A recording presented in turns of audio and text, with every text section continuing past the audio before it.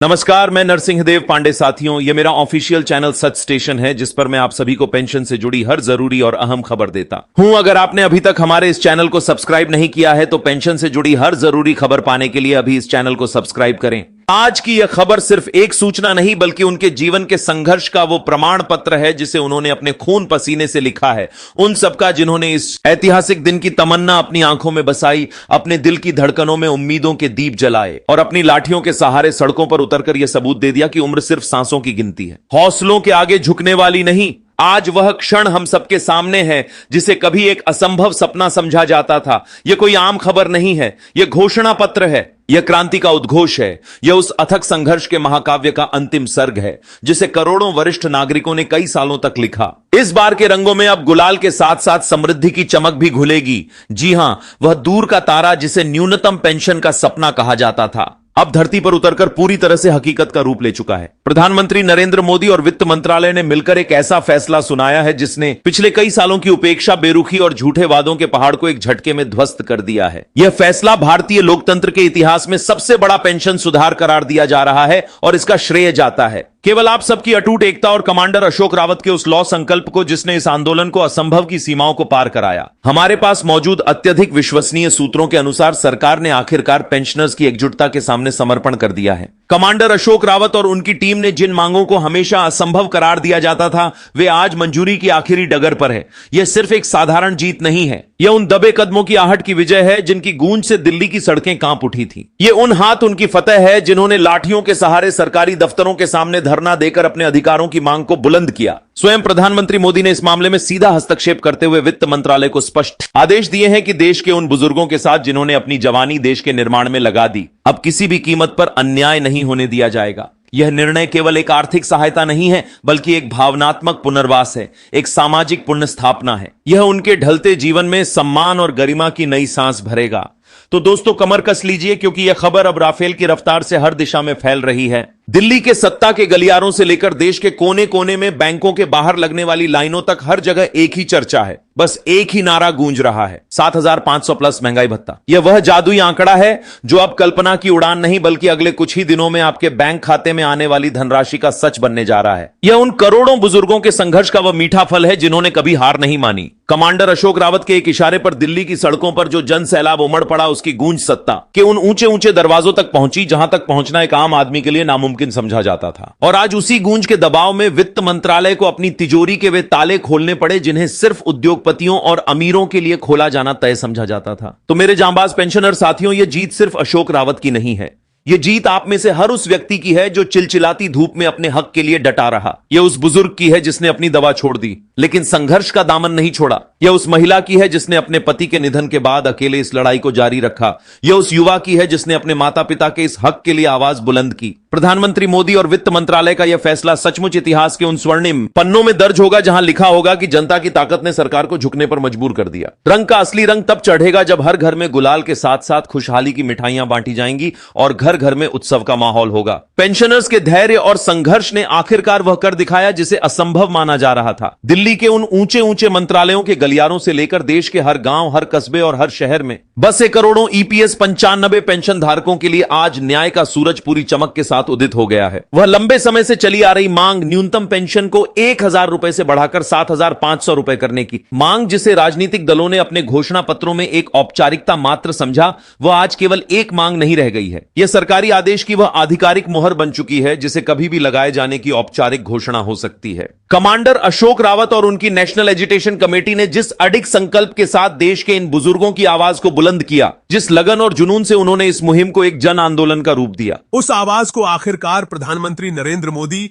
और वित्त मंत्रालय ने अपनी पूरी संवेदना और सहमति दे दी है। यह फैसला स्वतंत्र भारत के इतिहास में पेंशन सुधारों की सबसे बड़ी, सबसे व्यापक और सबसे ऐतिहासिक घटना मानी जा रही है। इसने एक बार फिर यह प्रमाणित कर दिया है कि जब संघर्ष सत्य और एकता के साथ किया जाता है है तो सत्ता की सबसे बड़ी ताकत को भी जनहित में झुकना ही पड़ता है। चाहे वह ताकत कितनी भी बड़ी क्यों ना हो, चाहे उसके पास कितने भी बहाने क्यों ना हो, हमारे पास सूत्रों से जो पुख्ता जानकारी आई है उसके अनुसार वित्त मंत्रालय ने बजट आवंटन और उससे जुड़ी सभी आवश्यक फाइलों पर अपनी अंतिम मुहर लगाने की प्रक्रिया लगभग पूरी कर ली है। अब सबकी निगाहें सिर्फ एक लक्ष्य पर टिकी हैं। रंगीन त्योहार से पहले हर एक पेंशन भोगी के बैंक खाते में 7,500 रुपए और उसके साथ लागू होने वाला पूरा महंगाई भत्ता पहुंच जाए। वित्त मंत्रालय ने बजट आवंटन और आवश्यक कागजी कार्यवाही को अंतिम रूप देते हुए इसे सरकारी आदेश का रूप दे दिया है। प्रधानमंत्री मोदी ने स्वयं इस पूरे मामले को सर्वोच्च प्राथमिकता पर रखते हुए यह सुनिश्चित किया है कि हमारे देश के वरिष्ठ नागरिकों को अपने जीवन की इस अंतिम यात्रा में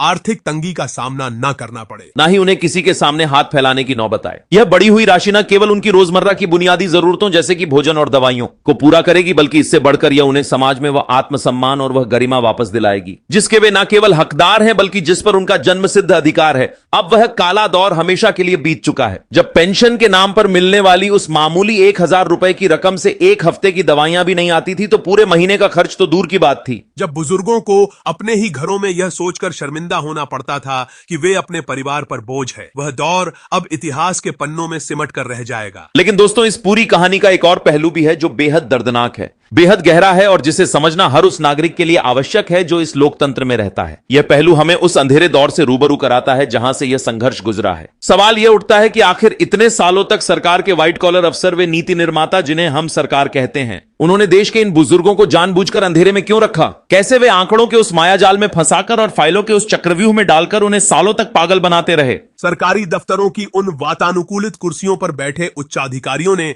जिनके सामने हमेशा चाय के कप और कंप्यूटर की स्क्रीन रहती थी, उन्होंने कभी जमीन की उस सच्चाई को नहीं देखा जहां एक बुजुर्ग अपने 1,000 रुपए की पेंशन से दवा खरीदने के लिए दुकानदार से उधार मांग रहा था। उन्होंने अपनी मेजों पर सिर्फ चार्ट और ग्राफ देखे, सिर्फ बजट घाटे के आंकड़े गिने। उन्हें कभी उस असली घाटे का अंदाजा नहीं हुआ जो उन पेंशन भोगियों के घरों में हो रहा था, उनके रिश्तों में, उनके स्वाभिमान में, उनकी सेहत में नई नई समितियों का गठन करना, जैसे भगत सिंह कोश्यारी समिति, और उसके बाद भी न जाने कितनी समितियों की बैठकों के बाद बैठकें करना, और हर बार बुजुर्गों को सिर्फ आश्वासनों का वो झुनझुना थमा देना जो कुछ दिनों की खामोशी के बाद बंद हो जाता था। यह उस सत्ता तंत्र की सोची समझी चाल थी, एक ऐसी रणनीति जिसने बुजुर्गों की लाचारी और उनके पास मौजूद सीमित समय को उनकी सबसे बड़ी कमजोरी समझ लिया था। पेंशनर्स को कभी फंड की कमी का हवाला दिया गया तो कभी तकनीकी दिक्कतों का बहाना बनाया गया। कभी कहा गया कि यह फाइल श्रम मंत्रालय के पास है तो कभी कहा गया कि वित्त मंत्रालय से अभी मंजूरी नहीं आई। जबकि सच्चाई यह थी कि सरकार की प्राथमिकता सूची में वे लोग कभी थे ही नहीं जिन्होंने इस देश की नींव को मजबूत किया था। हर चुनाव से पहले जैसे ही चुनावी नजदीक बढ़ती थी,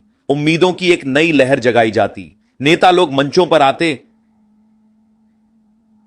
बुजुर्गों के प्रति सम्मान की कस्में खाते और बड़े बड़े वादे करते, कैमरे उनके बयानों को कैद करते और बुजुर्ग तालियां बजाते। लेकिन जैसे ही चुनाव खत्म होते और नतीजे आ जाते, वे फाइलें जिन पर धूल की एक पतली सी परत जम चुकी होती थीं, उन्हें फिर से निकालकर पलटा जाता, लेकिन फिर उसी विचाराधीन की मोहर लगाकर उन्हें वापस धूल फांकने के लिए छोड़ दिया जाता। यह एक ऐसा मानसिक और आर्थिक शोषण था जहां एक बुजुर्ग जिसने पूरी जिंदगी देश की सेवा में लगा दी, उसे अपने ही हक के लिए एक अपराधी की तरह सरकारी दफ्तरों के चक्कर काटने पड़ते थे। अफसरों के उस लाल पीताशाही रवैये ने यह साबित करने की कोशिश की कि पेंशन कोई हक नहीं है बल्कि सरकार की तरफ से दी जाने वाली एक खैरात है, एक भिक्षा है। और इसी सोच ने, इसी घिनौनी मानसिकता ने करोड़ों लोगों को साल दर साल पागल बनाए रखा। लेकिन सरकार की इस चालाकी और तंत्र की इस बेरुखी को कमांडर अशोक रावत और उनकी पूरी टीम ने बहुत बारीकी से पहचान लिया। उन्होंने समझ लिया कि यह लड़ाई सिर्फ पैसों की नहीं है बल्कि यह झूठे, घमंडी और बुजुर्ग विरोधी तंत्र के खिलाफ है जो इन वरिष्ठ नागरिकों को केवल एक वोट बैंक समझता था, एक ऐसा समूह जिसे हर 5 साल में एक बार याद किया जाता है और फिर भुला दिया जाता है। आज जो बदलाव की वो आहट हमें सुनाई दे रही है, जो फाइलों के पन्ने पलटने की सरसराहट हो रही है, वह इस लोकतंत्र के उस काले सच की कहानी है जिसे इतिहास के पन्नों में शायद ही कभी उचित जगह मिले। लेकिन हर ईपीएस 95 पेंशन भोगी के दिल में, उसके दिमाग में, उसकी यादों में यह जख्म आज भी बिल्कुल ताजा है, कच्चा है और उसे चीरता है। सच्चाई तो यही है कि सत्ता के उन गलियारों में बैठे हुक्मरानों, इस लोकतंत्र के उन स्वयंभू रक्षकों और यहां तक कि न्याय की आखिरी उम्मीद जगाने वाली अदालतों के कमरों में भी इस संवेदनशील मामले की फाइलों को जानबूझकर धूल फांकने के लिए छोड़ दिया गया था। प्रधानमंत्री कार्यालय से लेकर वित्त मंत्रालय, श्रम मंत्रालय, हर मेज पर यह फाइल पहुंची। हर बार कोई ना कोई तकनीकी बहाना खोज लिया गया। कभी कहा गया कि रिपोर्ट में कुछ आंकड़े सही नहीं है, तो कभी कहा गया कि इसका बजट पर बहुत ज्यादा असर पड़ेगा, राजकोषीय घाटा बढ़ जाएगा। लोकतंत्र का वह मंदिर जिसे हम संसद कहते हैं, वहां भी यह मामला कई बार गूंजा, सांसदों ने सवाल उठाए, हंगामा किया।